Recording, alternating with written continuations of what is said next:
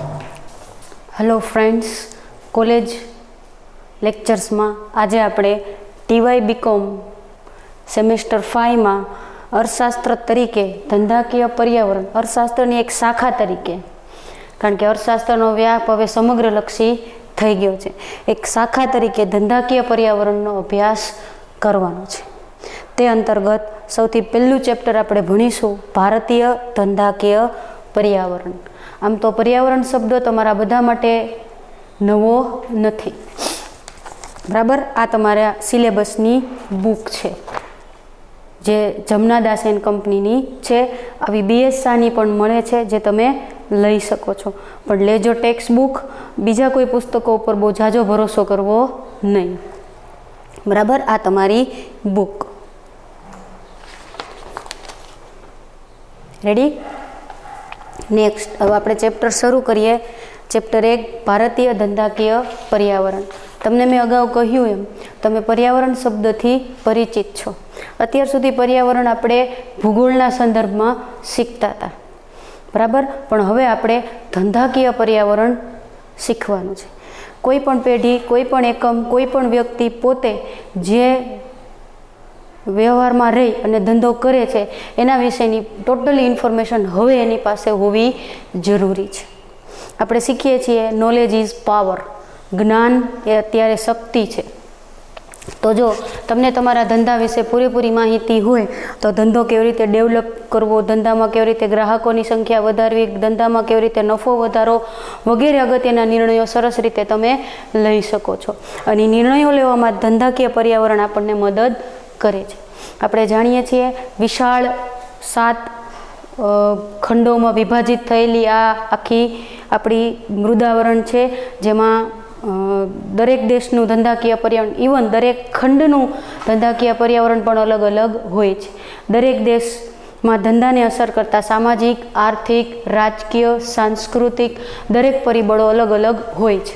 हवे मारे जो भारत में बिजनेस करवो होय, इवन मारे भारतना कोई राज्य में बिजनेस करवो होय, गुजरात में करवो होय के बंगाल में करवो होय के महाराष्ट्र में करवो होय के अरुणाचल प्रदेश में करवो होय के मध्य प्रदेश में करवो होय के उत्तर प्रदेश में करवो, तो त्यानुं धंधाकीय पर्यावरण समझवुं मारा माटे खूब ज जरूरी छे। नहींतर मारो धंधो सारा परिणामों आपनारो बनी रहेशे नहीं, कारण के धंधाकीय पर्यावरण ग्राहकों ने आइडेंटिफाई करवामां सौथी अगत्यनो लाभ आपणने आपे छे। एटले आपणे आ बाबतने ध्यानमां राखीशुं। अने एटला माटे अर्थशास्त्रना एक ब्रांच तरीके आपणे धंधाकीय पर्यावरणनो अभ्यास करवानो छे के जेथी तमे आगळ जई अने कोई नवो बिजनेस स्टार्टअप करवा इच्छता हो तो तमने आ बधी माहिती मळी रहे, अनी माहितीने तमे व्यवहारमां एप्लाय करी शको, बराबर। भारतनी प्राचीन वेपारी संस्कृतिथी आपणे शरूआत करीशुं।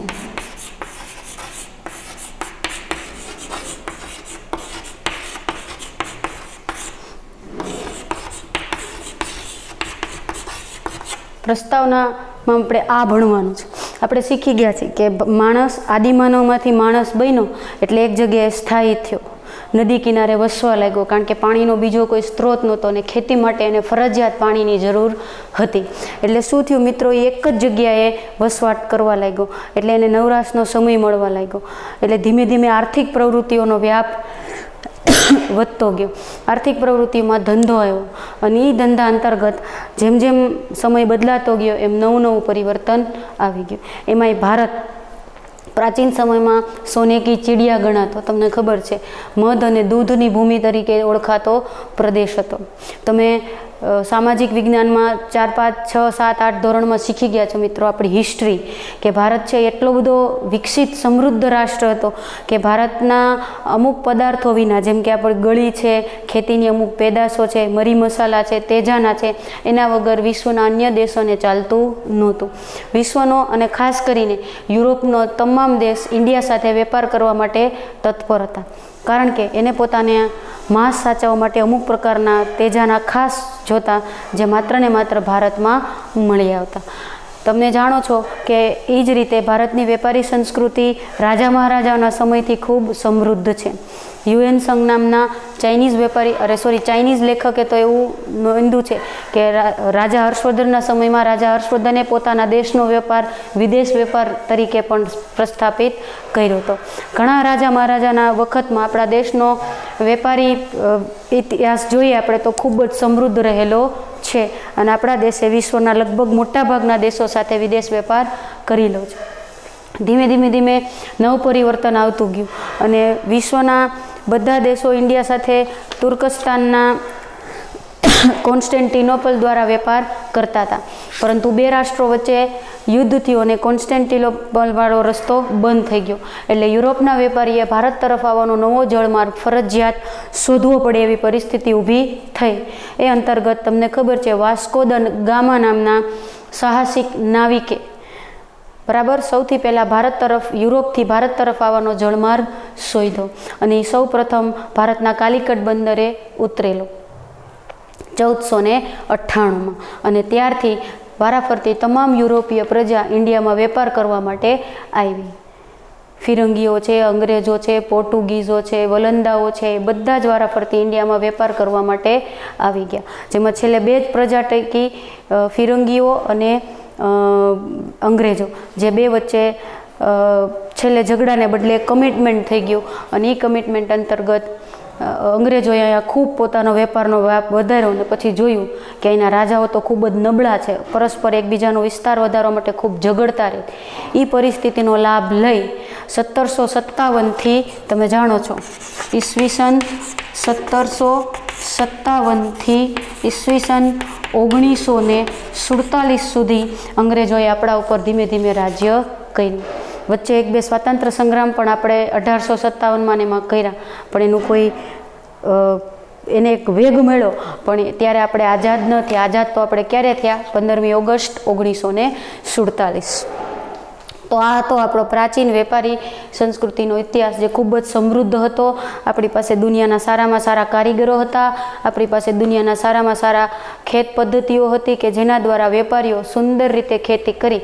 હકીકતમાં આપણી પાસે એક સુદૃઢ ગ્રામ્ય વ્યવસ્થા હતી મિત્રો, કે જેમાં એક ગામ હોય એમાં દરેક પ્રકારના કારીગરો હોય અને દરેક કારીગરો એકબીજા સાથે વસ્તુ વિનિમય પ્રથા દ્વારા એટલે કે સાટા પદ્ધતિ દ્વારા એકબીજાની જરૂરિયાતો એક્સચેન્જ કરી લેતા. એટલે જેટલું માંગ હોય એટલું જ ઉત્પાદન થતું હતું. એટલે કોઈ ઓવર માંગના કે ઓવર ડિમાન્ડના પ્રશ્ન હતા નહીં. કોઈ પણ માલ વેચવાનો પ્રોબ્લેમ ક્યારે થાય કે જ્યારે એની માંગ કરતાં તમારી પાસે પ્રોડક્શન જાજુ હોય ત્યારે. જ્યારે તમે પ્રોડક્શન જાજુ કરો છો તો તમે ગ્રાહકોને કોઈ પણ રીતે એ માલ ખરીદવા માટે ઇન્સિસ્ટ કરો છો અને એમાંથી જ માર્કેટિંગનો ઉદ્ભવ થયો છે. પણ એ આપણે આગળના ચેપ્ટરમાં શીખવાનું છે. અત્યારે તો આપણે એટલું યાદ રાખીએ કે ભારતનો જે પ્રાચીન વેપાર સંસ્કૃતિ છે કે જે પ્રાચીન વેપાર પદ્ધતિ છે એ ખૂબ જ સમૃદ્ધ હતી. તમે જાણો છો કે અંગ્રેજોએ આપણી ખેતી, આપણા ઉદ્યોગો અને આપણી શિક્ષણ પદ્ધતિ આ ત્રણેયનો નાશ કરી અને આપણા ઉપર આટલા બધા વર્ષો સુધી રાજ કર્યું. તમને ખબર છે આપણા ખેડૂતોને બરબાદ કરવામાં અંગ્રેજોનો ખૂબ મોટો ફાળો હતો. કારખાના પદ્ધતિ દ્વારા ઇંગ્લેન્ડમાં જે કોઈ બી માલ ઉત્પન્ન થતો એને ભારતમાં લાવવા અને ફરજિયાત વેચવા માટે એને પોતાનો માલ જકાતથી ફ્રી કરી દીધો અને ભારતમાં ઉત્પાદિત થતા માલ ઉપર ખૂબ ઊંચી જકાત નાખી, જેને કારણે લોકો વિદેશી માલ વધુ ખરીદતા થઈ ગયા. એટલું જ નહીં, એને આપણા કેટલાક શ્રેષ્ઠ કારીગરોના હાથ પણ કાપી નાખ્યા કે જે સારામાં સારું કાપડ વણતા અને એટલું બારીક કાપડ વણતા કે આખો તાકો વીંટીમાંથી પસાર થઈ જતો. તમે જાણો છો ઢાકાનું મલમલ, પાટણના પટોળા, આપણી બહુ બધી જૂની પ્રાચીન સંસ્કૃતિની આ બધી કારીગરી છે. એટલે માનવ શ્રમ આધારિત ઉત્પાદન હતું, એટલે ઉત્પાદન એકદમ મર્યાદિત હતું, વસ્તી પણ મર્યાદિત હતી અને માંગ અનુસાર જ ઉત્પાદન થતું. એટલે બીજા કોઈ પ્રશ્નો હતા નહીં. અત્યારે આપણે જે કંઈ બી મોટાભાગના આર્થિક પ્રશ્નો ભોગવી રહ્યા છે અથવા તો સામનો કરી રહ્યા છે મિત્રો, એ શેને કારણે છે? માંગ કરતાં ઉત્પાદન વધવાને કારણે. કારણ કે વધેલો માલ ગમે એમ કરીને ગ્રાહકોને કેમ વેચો એ દરેક કંપની વિચારતી રહે છે. તમે પણ વિચારજો કે આપણી લાઈફસ્ટાઈલમાં જરૂરી વસ્તુઓ કેટલી છે અને બિનજરૂરી વસ્તુઓ કેટલી છે, છતાંય આપણે જરૂરિયાતો વધારતા જાય છે. બરાબર? પણ અર્થશાસ્ત્ર તરીકે તો આપણે એવું વિચારીએ કે લોકોની માંગમાં વધારો થાય, કારણ કે માંગ વધશે તો જ નાણું અર્થતંત્રમાં ફરતું રહેશે, અને નાણું અર્થતંત્રમાં ફરતું રહેશે તો જ કોઈ પણ દેશ મંદીમાંથી બહાર આવશે. આ આપણી પ્રાચીન વેપારી સંસ્કૃતિ તમે બધાએ જોઈ. આમ તો ઇતિહાસમાં તમે શીખી ગયા છો. ખૂબ સમૃદ્ધ રાષ્ટ્ર તરીકે આપણી ગણના થતી હતી, જે અંગ્રેજોના આવવાથી તહસ નહસ થઈ ગયું. એમાં આપણે પણ થોડાક જવાબદાર છીએ કે આપણે સંપીને પ્રજા તરીકે રહી શક્યા નહીં. ઓકે, હવે આપણે નેક્સ્ટ ટોપિક જોઈએ, ધંધાનો પરંપરાગત ખ્યાલ. તમે 11મા 12મા ધોરણમાં ધંધાનો અર્થ શીખી ગયા છો. ધંધો એટલે એવી પ્રવૃત્તિ કે જેમાં જોખમ ઉઠાવીને નફો કમાવવામાં આવે છે. સ્વતંત્ર પ્રવૃત્તિ છે ધંધો. એક એવી સ્વતંત્ર પ્રવૃત્તિ છે કે જેમાં જોખમ ઉઠાવીને નફો કમાવાનો ઉદ્દેશ રાખવામાં આવે છે. એ જ ધંધાનો આપણે પ્રાચીન ખ્યાલ અથવા તો પરંપરાગત ખ્યાલ આપણે જોવાનો કે પ્રાચીન સમયમાં લોકો ધંધા વિશે શું માનતા હતા.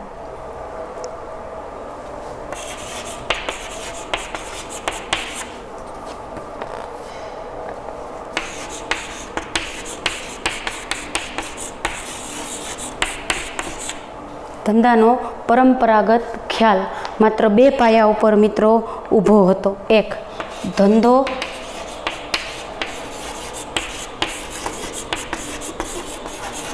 એ આવશ્યક રીતે એક આર્થિક પ્રવૃત્તિ છે. કેવી પ્રવૃત્તિ છે? આવશ્યક રીતે એક આર્થિક પ્રવૃત્તિ છે. આવશ્યક એટલે જરૂરી. કેવી પ્રવૃત્તિ છે? આર્થિક પ્રવૃત્તિ, જેમાં નાણાંની લેવડ દેવડનો અને નફા કમાવાનો ઉદ્દેશનો સમાવેશ થાય છે. આ ધંધાનો પ્રાચીન ખ્યાલ અથવા તો પરંપરાગત ખ્યાલ હતો, અને એ અંતર્ગત ધંધાનો એકમાત્ર હેતુ હતો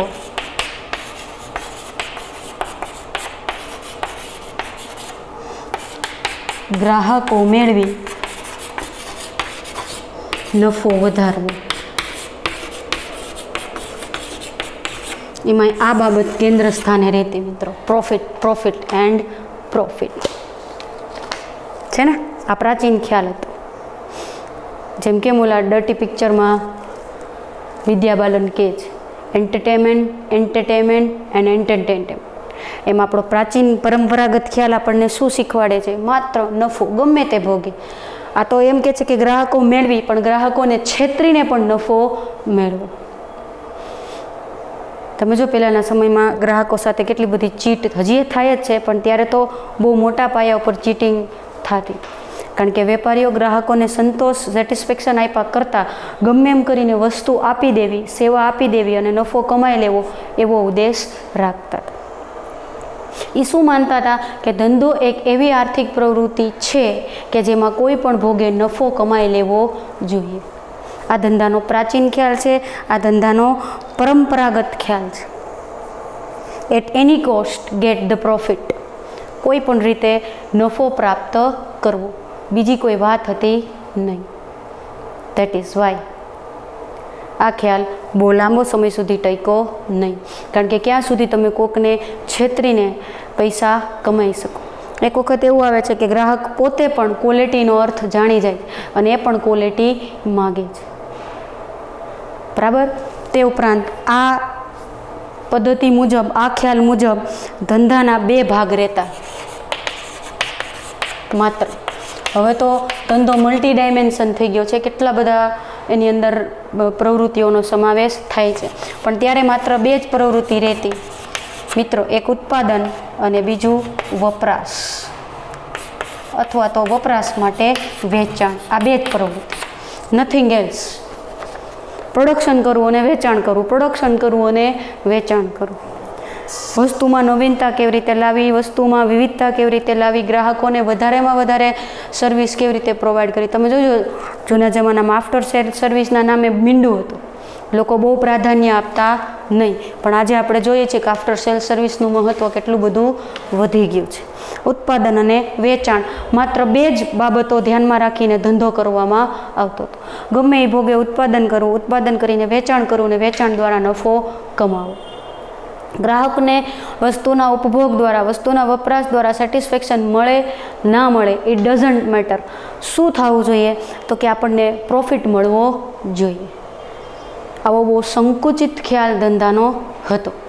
પણ 1750માં ઇંગ્લેન્ડમાં ઔદ્યોગિક ક્રાંતિ થઈ ત્યાર પછીના સમયગાળામાં જે કાંઈ નવા સંશોધનો થયા, એ સંશોધનોને કારણે ધંધાનો આધુનિક ખ્યાલ વિકસ્યો, જે આપણે નેક્સ્ટ લેક્ચરમાં જોઈશું. Till then, it's good by.